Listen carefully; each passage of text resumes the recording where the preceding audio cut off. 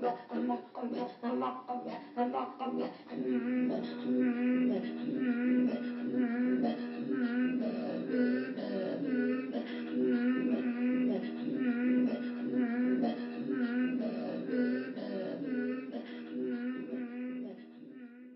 you were asking me about, did I think the American system is better than the Canadian system? The American system is definitely different from the Canadian system. It has led to many more repatriations. Part of that has to do with the law, but part of it actually has to do with the fact that in order to implement the law, the federal government had to start, in the US, had to start releasing funds, both for museums to do inventories and for federally recognized tribes to follow up on and do their own research. And so there's a huge amount of research that's come out of it. There were funds that were released, and that hasn't happened here. Following the Turning the Page, which is what it was called, in 91, 92, there haven't really been a lot of funds available in Canada for communities to pursue repatriation. So what it's meant is that certain communities who have taken it on as high priority have moved forward. A phenomenal example are the Haida, who've done an incredible amount of repatriation in terms of bringing their ancestors home from New York, from Chicago, from private collectors, from all over the place. But there hasn't been the funding released to enable communities to do that. And I think that that's where the American system has some advantages over the Canadian system. So. Just to be on top of the rest. Yeah. And people often forget it's a huge toll on communities. So and it's not just an intellectual toll. It's an intellectual. So it's a personnel toll. It's an intellectual toll. It's a financial toll, and it's a huge emotional toll as well. So all those things, need to be taken into account when people are talking about repatriation, and frequently they're not, right? That how much work the community has to do to make this happen, right? It's incredibly, and for us, I can only imagine what it's like for the community, but I know that the myself and my colleague Patricia and I, who are the ones who are most likely to be engaged in the process, that basically the day after the repatriation, we're completely wiped out. And that's just the emotion for us of the transfer, the return of the ancestor. So imagine if you were bringing home your ancestor, right? As I said, I can hardly imagine that kind of an emotional toll that's going on there. So it's very important work, but it's also work that can't be rushed. It has to go forward at the pace that works for the community. So sometimes it takes a while. Sometimes they can be very, very quick, but sometimes they take a while because you want to make sure that things are done as they need to be done in the right way, and that everybody is comfortable with the process and how it's moving forward, and that any surrounding community is aware of what's happening as well, because they may have an interest, a link, a tie. They may want to participate, help out, right? So there's a huge amount of work that's being done at that kind of a level as well. So yeah. So I'll be continuing that. That kind of work never has an end.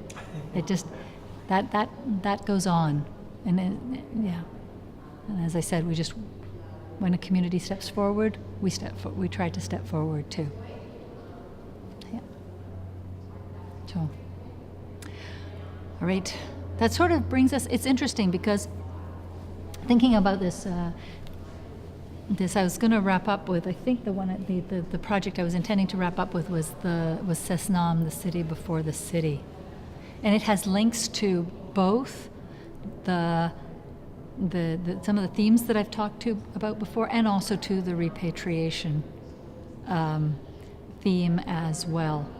It has ties to the theme that we mentioned of continuity, to collaboration, to changing relationships, and to language. And I know I said earlier that I'd come back and talk about language when I talked about Cesnam. So Cesnam is an ancient Musqueam village and cemetery. And Cesnam, you have probably driven past Cesnam. It's an incredibly important village. And did you fly into Vancouver? Okay, so you flew into Vancouver. Then what did you do? Took a car. And drove to the Kingsway. So you crossed the Arthur Lang Bridge. You crossed a bridge into Vancouver. Okay, when you came down onto Vancouver, right there, on the other side of the bridge, that's Cesnam. Right? But if you asked people in Vancouver, where's Cesnam? Say, I don't know. Right? If you ask them, where's Marpole, which is the community that Cesnam, that is the new name for that area, people would know where Marpole was. So part of the importance is looking at the erasure of Indigenous names, that these places all have names, and with those names go history. And as we erase those names from the landscape, we're trying to erase that history as well, and then replacing it with a colonial history. Captain George Vancouver, right? So it's those kinds of names. Queen Victoria. These places all have names, right? And they've had names for thousands and thousands of years. This place right here where we are, the Museum of Anthropology, this right there is a place called Calahan. And Calahan is a very important lookout. So it's where Musqueam had a warrior village, because you could see people coming from miles. There's no way to get here without passing past there if you're coming in from the north. And so they could see whether people were coming with good intentions or not.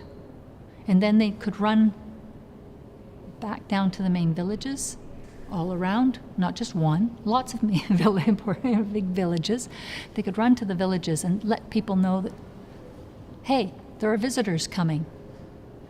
And they don't look like they're too friendly, or they look like they're really friendly, right? So, Calahan, a lookout site. This lookout site right here, Kayapalanos lookout site. So, but by losing that name, we lose that history.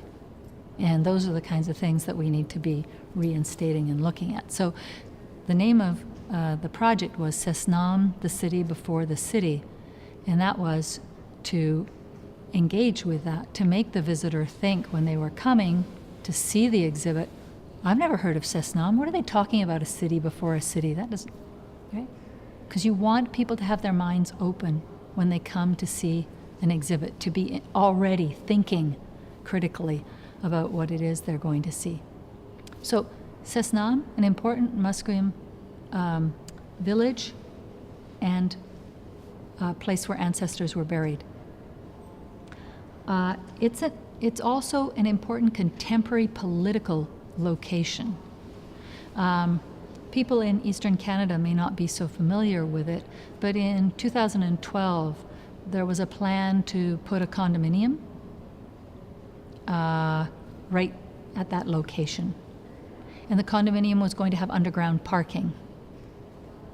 And because that space, when you drive through it now, looks like an industrial wasteland, people felt, well, any archaeological material, any cultural heritage would have already been disturbed. But almost as soon as they started digging, they came across ancestors. And the community said, hey, you guys need to stop. Anyway, after a while, they continued again, and they came across an infant, or 2 infants. And so after that, the community started a vigil. And they held a vigil that lasted 24 hours a day, 7 days a week for over 200 days. The community was there underneath that bridge that you drove over all day, every day. And as an outcome of that, they were able to protect that part, that one. It's not the whole of Cesnam they were able to protect. They were able to protect those lots that were about to be developed. But one of the things that the community noticed was how many people came out in support of them. So the indigenous communities came out in support.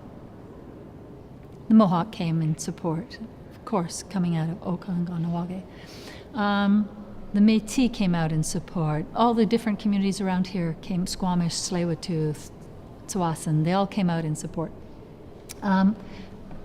The Korean Christian Church came out in support. The Raging Grannies came out in support. The UBC students came out in support. The SFU students came out in support. All these different groups came out in support, and they wanted to know more. They wanted to learn more. They said, we've never heard about the history of Musqueam. We don't know anything about the history of Cesnam. Please.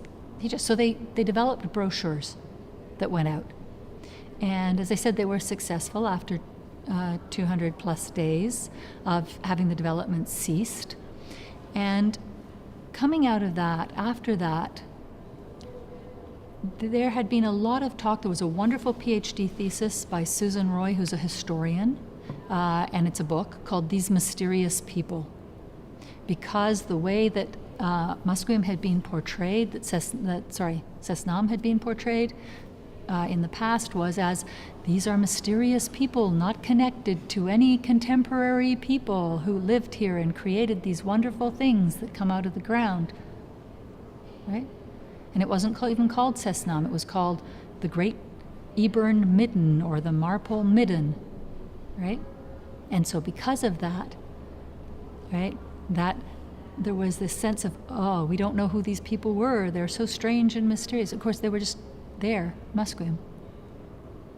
But there'd been this discontinuity created at the same time as the land was being preempted and people were being forced onto reserves.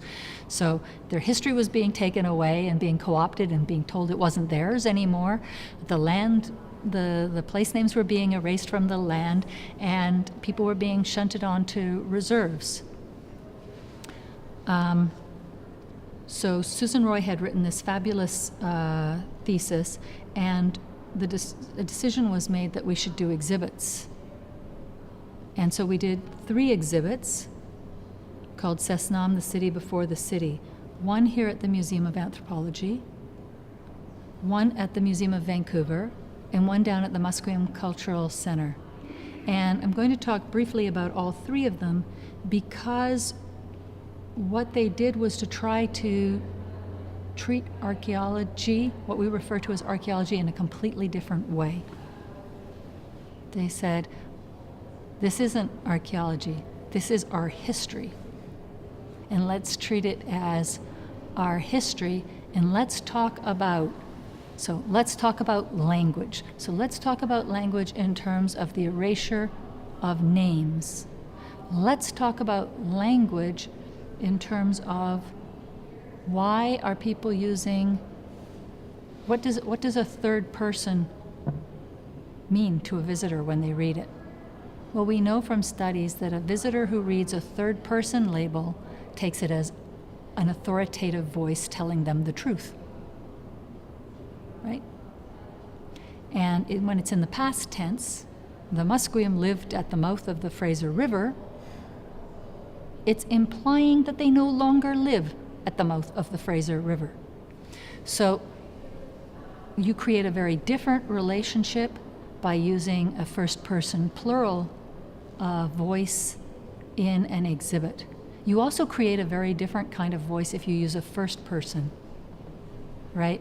with quotations.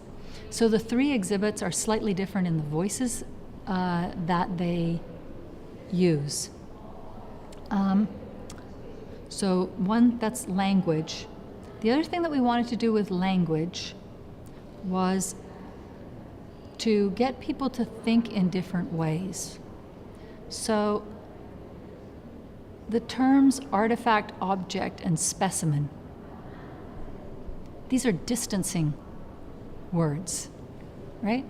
They imply that something could be studied. And our colleague Jason Woolman, who's the archivist down at Musqueam, his challenge to people when he meets them is, and he's talking about the language of object, artifact, and specimen, says, what would you call your grandmother's wedding ring? Would you call it an object, a specimen, or an artifact? Or would you refer to it as an heirloom, or a treasure, or a family belonging? And so, in fact, in the exhibit, we don't use that kind of language. We use the terms belonging to talk about the cultural heritage materials, because Larry Grant, who's one of the elders from Musqueam, says, those things just didn't appear in the ground fully formed. They belonged to someone, right? They used them, they needed them, they created them. That's why we call them belongings. So trying to change up language that way, not using the term midden, which, as I said earlier, comes from the ancient Norse, meaning a refuse heap. These weren't refuse heaps, these were villages. It's a different sense. When you talk about a village, it's a different thing from talking about a midden. At Musqueam, they also used, and everybody used this language, but the philosophy was coming out of Musqueam.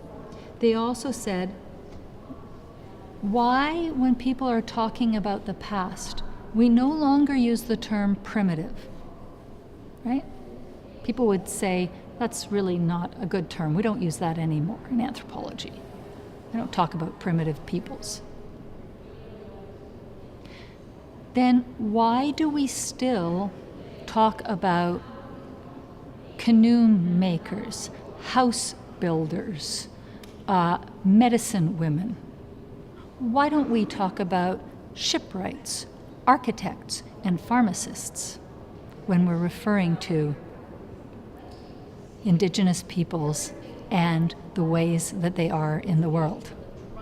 And so again, this all has to do with this idea of when you're working with community and listening and thinking through what people are trying to tell you and then putting it forward. And they said, and Musqueam was very strong, they said, for us, these terms have two things.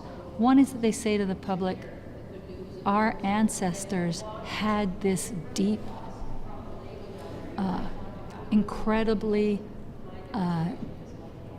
incredible expertise with the resources of this region, right? It wasn't just that they went out and said, oh, look, there's a plant, let's put it on the cut on your leg and see if it works, right? This is knowledge that has been gleaned and shared over thousands of years and developed and studied and analyzed and experimented, and right, all these things are happening as they go along. So we should treat it with that same kind of respect. But also it's really important for youth, because if youth see that their ancestors were shipwrights and architects and pharmacists, then they can be shipwrights and architects and pharmacists as well. Right? It's not something that's outside of their capacity. It's something that is part of who they are. So for the community, that was really important to be looking at and thinking through when we were working on these exhibits. So that was that aspect of language that I think is really important and important for all of us in the work that we do, to think through, why am I using this term? Is this just a piece of jargon that I'm stuck with, right? And for me, the hardest transition was the artifact belonging one. The shipwright, architect, pharmacist, I have no trouble with that. But I've lived with artifact for so long, and it's so ingrained, that the switch to belonging is a really tricky one, and I still find it tricky, and I know we have discussions as well, those of us who worked on the exhibit, where one would use it and where one wouldn't use it. So I'm just saying, but it's that ongoing dialogue about what does it mean and how are you referring to something, and this was the term that was working for the community. The exhibits that we did, and I'm spending a little bit of time on them because sometimes we think about books and the impacts of books, and books have these wonderful long-term impacts because they last forever and a day.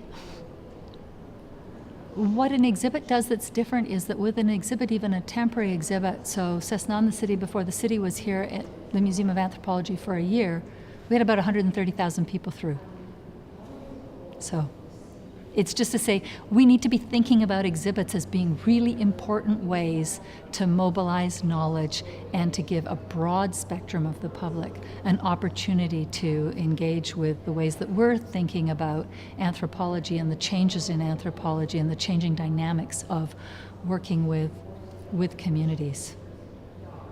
The other, another couple of themes, so the collaborative theme, to talk about these exhibits just briefly. Each of the exhibits, the 3 exhibits, had co-curators who were different people in different venues, but Jordan Wilson was the co-curator with myself here. He was a master's student in anthropology who's also a Musqueam community member. There were Susan Roy, whose book I mentioned. She was the co-curator at the Museum of Vancouver with Vivienne Gosselin.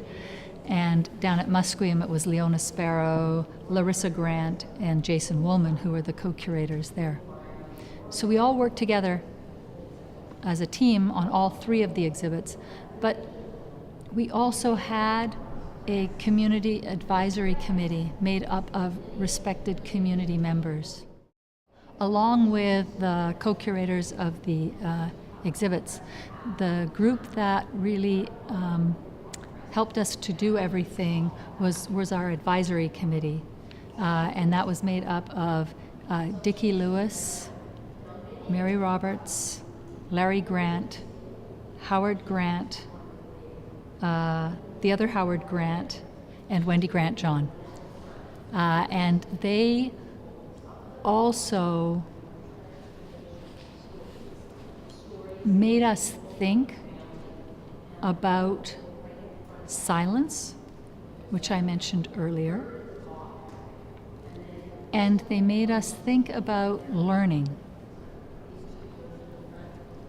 So often when I'm teaching a class or even doing an interview like this, I'm providing information out. And no matter how I phrase it, it almost is like I'm telling you what to think, even though that's actually, I'm hoping that I'm actually just suggesting some things to think about rather than saying what I think you should be thinking about those things. And the advisory committee was the group that we would go to throughout the exhibit process to ask them tricky questions. So we'd ask them questions like this one. Pretend I have a stone bowl in my hand. This stone bowl, is it all right to put it on exhibit? Now, in most contexts, one might expect a yes or a no answer. No, Sue, bad idea. Or, okay, sure, why not? But in fact, a question like that with the advisory committee led to a 40-minute conversation with each advisory committee member telling something. For some of them, it was a story from their childhood. For some of them, it was something about how that piece made them feel. For others, it was that they really didn't think they had that knowledge. There were others who had that knowledge. We should talk to them. So what we were given was not an answer, but the knowledge for us to go away and think about how we should move to the next step. So what we would have to do would be go away, have a discussion, talk about it, talk through what we all thought we'd heard, come back to the advisory committee and say to them, so based on what we heard, we're thinking we're going to do this. And then be listening very carefully for the kind of response that came back. Was there a sense of, yes, that was good? Or was there a sense of, we need to tell you more stories because you clearly didn't get it the first time? And that happened all the time.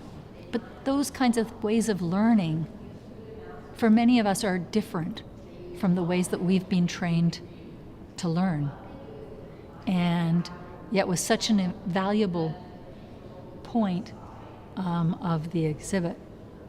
It actually also fundamentally altered the exhibit here at the museum. And that quite frequently, as we're having sort of conversation, I'm doing the talking and you're doing the listening. Seems to be the way it's going, right? Quite often when we're doing, okay, I've got more than a 3-minute comment to make. So there's only 3 minutes. So I'll finish up with this, but it is more than 3 minutes. And I haven't talked about continuity yet, so I have to do that as well. So I was talking just now about how the process of learning, the way that the advisory committee shared with us knowledge, actually changed up part of the exhibit here at the Museum of Anthropology. And after one of our advisory committee meetings, Larissa Grant, who's a community member, she looked at the advisory committee and she said, if visitors could hear you talking, that would be the best exhibit ever. So Jordan and I came away from that, we're like, how could we do that? But we're so often we're in this kind of a format, a one-on-one kind of format, and we had done interviews for the exhibit that are fantastic exhibit interviews that are one-on-one, but this sort of a group dynamic and the way that working in a group, talking in a group, alters the conversation was really an interesting dynamic to follow up. And it actually tweaked for Jordan a conversation that he'd had with an elder he'd been working with, who basically said he was doing a biography of this elder, and he was talking to the elder and doing the biography of the elder. At one point, the elder said, "Oh, we should get a group to talk about this." And he said he thought at the time, "Well, I'm talking to this elder, I'm doing his biography." And unfortunately, the person passed away, and that project got put to the side, so it never happened. Also tweaked in the back of my memory a time when I had been working with some elders in Igloolik, and somebody had said, "Oh yeah, but we should have a community meeting about this topic." And I thought, but wait a second, I'm talking about it to you. And it was actually back in 1981 when I was working on Tunit, and saying, well, I talked to Pioratuk about this, I talked to Kapianak about this, I talked to Khadliok about this. But why would I bring them all together? And for me, it wasn't until actually working with the advisory committee here and the way that they shared knowledge and the way that they built knowledge off of each other. Oh yeah, I remember so-and-so. Oh, that I saw that there's a very different dynamic to a conversation than there is. And Jordan really helped me to work through that. And he came back with the idea of, what if we took this idea of the kitchen table, right? Which it doesn't really matter who has a party where, everybody gathers around the kitchen table, right? But many people in Indigenous communities everywhere talk about those conversations at the kitchen table, right? It's become almost a way that people converse about things. They say, remember when I was a kid at the kitchen table? So what we did was we did something that in many ways might seem incredibly invasive. We went to the advisory committee and we said, could we do a dinner at one of your houses, mic you up, and record a conversation with you. And they thought about it, and they said, sure. So we got a sound engineer. We scrambled around to find lav mics for everyone, and we catered dinner for them in one of their homes. I wasn't there. They were all mic'd up, so individual channels, and they had dinner. And then after dinner, we pressed the button on, said, now we're going to press the button on the record button, and recorded the conversation. 2.5 hours of conversation. And from that, we created an installation piece, which is the foundation of became the foundation for Jordan's thesis, but we created an installation piece that was a kitchen table that you walked into, sat down at the kitchen table. There were chairs for you to sit down. And then you listened to the conversation coming at you from the directional speakers in the space. So you felt like you were part of the conversation. We edited it down to 25 minutes, but yeah. So that was also that way of communicating in a different way, of sharing multiple voices rather than a singular voice at any level. And we tried in the exhibits to do that way of multiple voices throughout, be it short video clips in different spaces in the exhibit, to first person labels, to the kitchen table, right? Always that sense of trying to demonstrate that. One of the things that comes across is so frequently nowadays, and I know people are talking about it, is the way that we talk about the community, as if a community speaks with a voice, right? And so trying to demonstrate that there are multiple voices in a community and that they don't all sing from the same book, right? We're all different people, and there are different opinions in communities, and not everybody is in favor of one thing or another thing, that there are lots of different ways of being within a culture and a community. So trying to get across some of that in the exhibit space. The final point that I wanted to do to kind of wrap up things was, I think we've talked about throughout this thread of continuity, and the way that it's really important to be talking about Indigenous communities in the present and now, not making that break, as we often do with things that came out of the ground and then things that were collected from living people, as though somehow they're not the same people. I don't know what happens, but something happens. And we've done that academically by creating those silos of archaeology and anthropology. And even though it's in the 4 fields, we still do that siloing, right? And to try and break down those silos. And so in all the exhibits, what we tried to do was to have a very contemporary sense by having the labels in the first person, be it plural or singular voice. By in this exhibit here that we did at the Museum of Anthropology, I'm pointing that way because it was behind us right here, we actually didn't have any belongings in the exhibit at all. We used something called a tangible table, which is a piece of hardware, computer hardware and software, whereby people had to make connections between an ancient belonging and a contemporary belonging and see how they went together. So for instance, a Coke can, right, went with an ancient jade adze blade.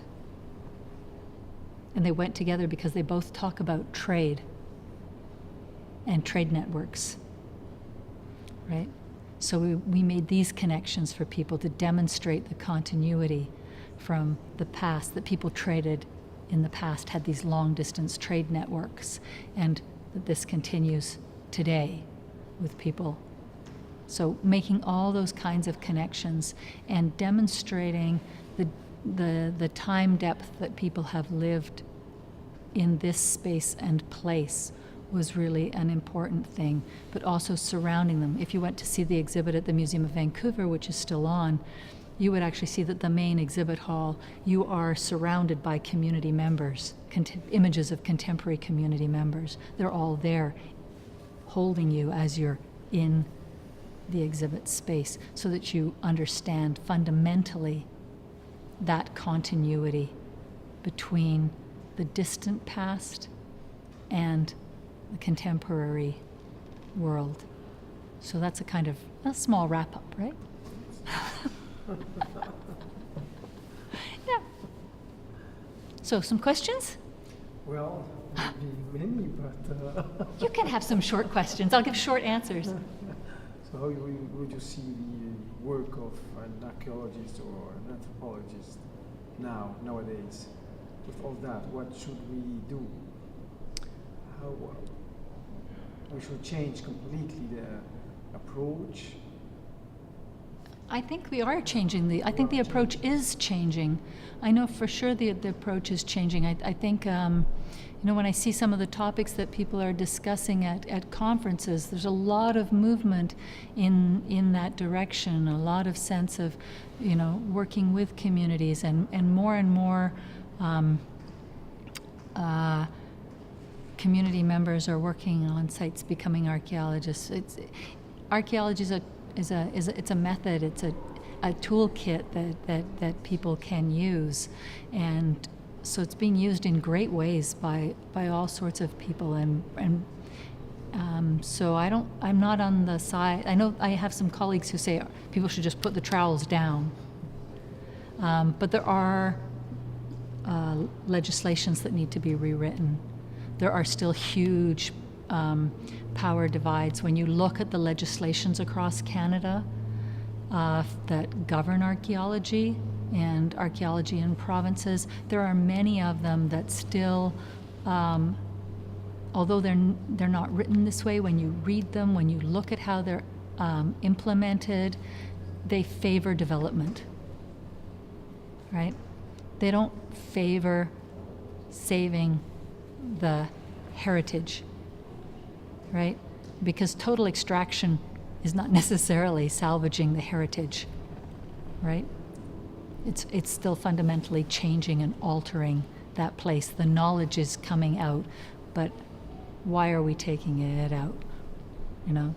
Why is it okay to dig up some burials and not okay to dig up other burials? Those are questions that we still need to work through, and we haven't resolved those yet. And I think we really need to be working on those. I like your kitchen table very much, because I think we indeed underestimate cultural diversity within the same place. So I think that's very promising to work on in that direction. Now I don't know if the communities, how they will they can live with that type of approach.